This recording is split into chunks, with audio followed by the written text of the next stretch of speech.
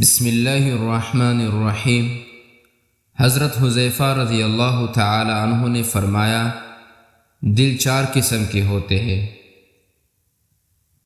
ایک وہ دل جس پر پردہ پڑا ہوا ہے، یہ تو کافر کا دل ہے۔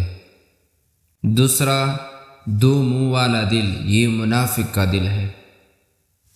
تیسرا وہ صاف ستھرا دل ہے جس میں چراغ روشن ہے، یہ مومن کا دل ہے۔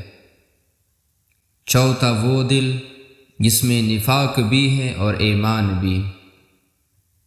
ایمان کی مثال اس درخت جیسی ہے جو عمدہ پانی سے بڑھتا ہے، اور نفاق کی شان پوڑے جیسی ہے جو پیپ اور خون سے بڑھتا ہے۔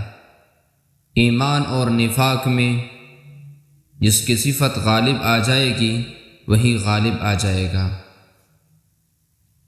اللہ تعالیٰ ہر کسی کو ہدایت کرتا ہے، چاہے وہ کافر ہو وہ مسلمان ہو۔ جس کے نصیب میں ہدایت لکھی ہو وہ مسلمان ہو جاتا ہے، جس کے نصیب میں بدبختی لکھی ہوتی ہے وہ بدبخت رہتا ہے۔ اللہ کو راضی کرنے کی کوشش کرو، کیونکہ یہ لمحات بار بار نہیں ملتے۔ جتنی تم گناہ کی طرف بڑھو گے اتنی ہی اللہ کی رحمت سے دور بھاگو گے۔